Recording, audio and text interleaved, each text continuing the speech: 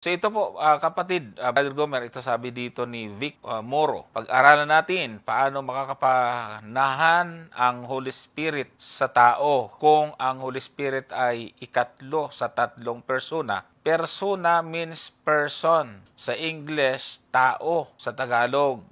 Person sa English, tao sa Tagalog. So paano yan? Titira kung yan isa ring tao o persona, sigurado sasakay sa likod.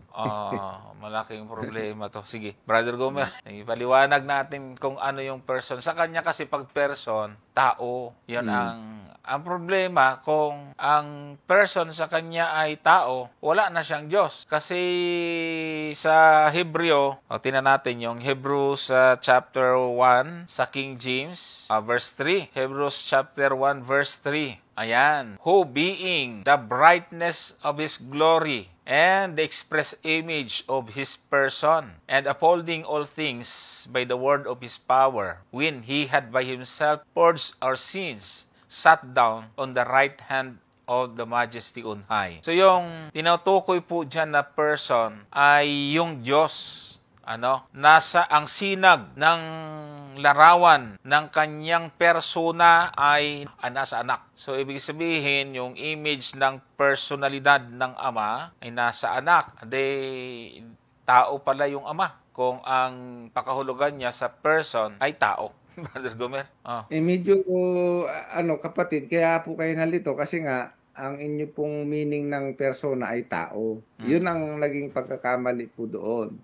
Hindi ho ibig sabihin na persona. Ang ibig sabihin ng persona, yung mayroon po siyang sariling being, no? Meron silang sariling kaisipan, meron silang sariling damdamin. Yan po ang ibig sabihin ng persona. At yun ang banal na espiritu. Ganon din ang ama. Kaya nga ang ama ay persona po siya. Ang anak ay persona. Ang banal na espiritu ay persona. At hindi ho ibig sabihin na dahil siya itatahan sa atin, hindi na siya persona. Ay bakit? Tingnan po ninyo dito sa 14:23 ng Juan para sana mapag-isipan nyo yan. Ang sabi ng ating Panginoon, 14:23 ng Juan. Sabi diyan, sumagot si Jesus at sinabi sa kanya, kung ang sino man ay umiibig sa akin, ay kanyang tutuparin ang aking salita. At siya'y iibigin ng aking ama. At kami papasa kanya, at siya'y gagawin naming aming tahanan. Ay, kita mo, kahit yung ama at yung anak, tatahan din sa atin Ay, yung banal na espiritu, tingnan po ninyo, sabi nga sa 14:17 ng Juan, dyan pa rin sa Juan. Ayan, tatlo na yan, yung ama at yung anak, ay yung espiritu. Sabi naman dito, sa makatuwid bagay ang espiritu ng katotohanan na hindi matatanggap ng sanglibutan, sapagkat hindi nito siya nakikita, ni nakikilala man siya. Ay kung titingnan mo yung ginamit na Greek word ng ating Panginoon dyan, he, ikenos, masculine pronoun po yan na ginagamit sa persona. Yan ang dapat nating maintindihan. Ang Panginoong Hesukristo mismo ang nagsasalita dito. Ginamitan niya ng masculine pronoun na he, ikenos sa Greek, yung banal na espiritu. Kasi nga, ang banal na espiritu ay persona nga siya. Na ang ibig sabihin, ang persona ay merong sariling being. Meron siyang damdamin. Nakakapagdesisyon sa sarili niya. Yan po ang ibig sabihin ng persona.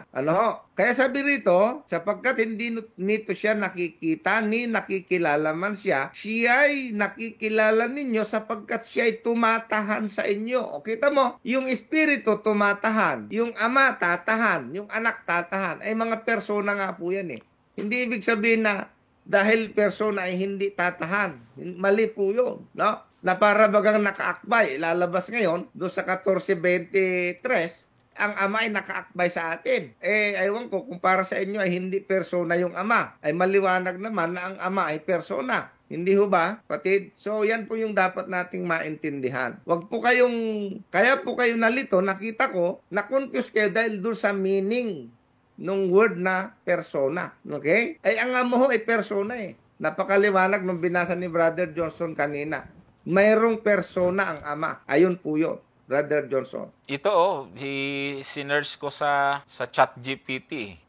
A person is a living individual who has thoughts, emotions, a body, and identity. Yan. So, ayan mga kapatid, yung pong Holy Spirit ay meron pong mga katangian po nito. At siguro, papakita ko po itong gawain, yung emotion, kasi ang nakasulat po doon. Yan. May pag-iisip, emotion, at saka meron siyang sariling identity.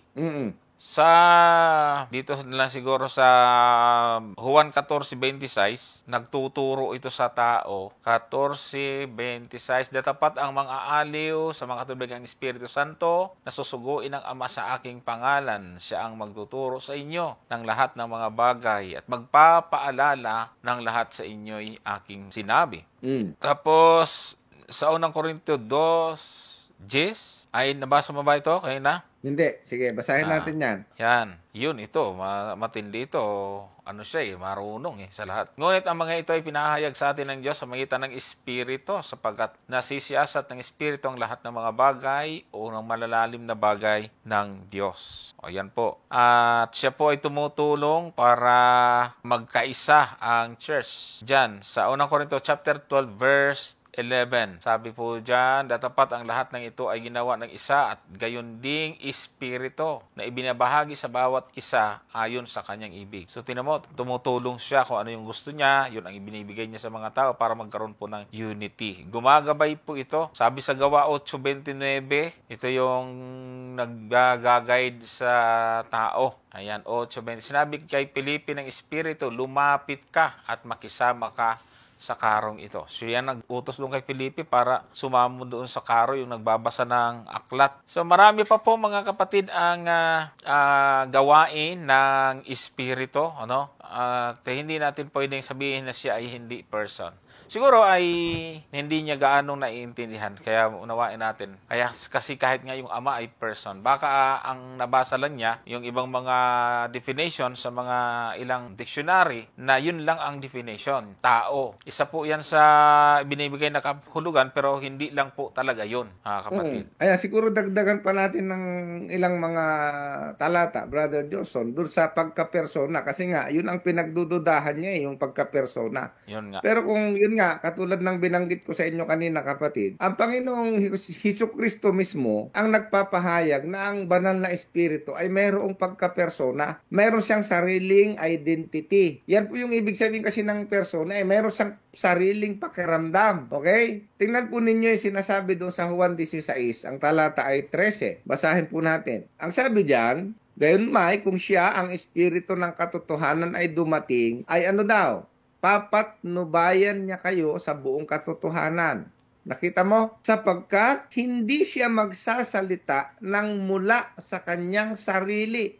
So, ang ibig sabihin ng banal na espiritu, meron siyang sarili, meron siyang sariling identity. Kaya nga lamang, dahil nga siya po isinugo, hindi po siya magsasalita sa kanyang sarili. Bagamat meron siyang sarili. Yan po ang ibig sabihin. Ganyan din po ang ating Panginoon nung isinugo ng Ama. Na ang sabi niya, ako'y hindi nagsasalita mula sa aking sarili. Hindi ibig sabihin ng ating Panginoon dahil hindi nagsasalita sa kanyang sarili ay walang sarili. Hindi. Kundi ang kanyang sinasabi lamang ay kung ano yung ipinasabi nung nagsugo sa kanya. Ganon din po ang kalagayan ng banal na espiritu nung isugo.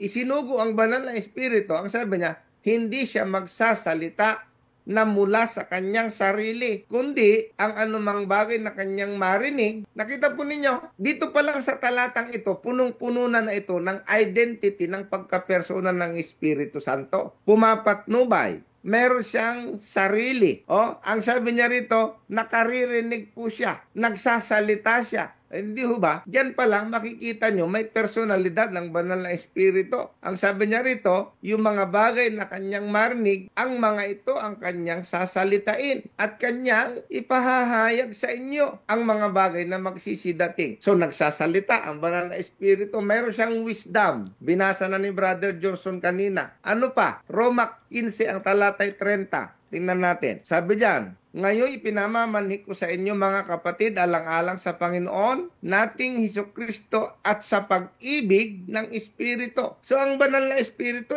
umiibig din eh. Hindi naman po pwedeng hindi umibig. Ay umibig ang hindi persona. Okay? At nasasaktan din ng banal na Espiritu. Efeso 4 ang talatay 30. Tingnan po ninyo. At huwag ninyong pighatiin ang Espiritu Santo. O kita mo, pwedeng mapighati ang banal na Espiritu. So, yan pong mga katangian na yan ay nagpapatunay na ang Holy Spirit ay mayroong persona. Kaya nga lang, Espiritu siya. Kaya kayo na-confuse kasi akala nyo ang Espiritu hindi persona. Lalabas kung gano'n, yung Ama ay hindi persona. Di ho ba? Ay kaso, yung Ama ay tatahan sa atin, ay hindi naman sa persona. Paano ba yun? Ganun lalabas. Nakaakbay ba yung Ama? Nakaakbay ba yung anak? Yung bang ibig sabihin nun? Hindi po ganun yung kapatid. Kumbaga ano yun figure of speech. Ayan. Yun ang dapat ninyo pong maintindihan. Nakasampa sa balikat no? Okay.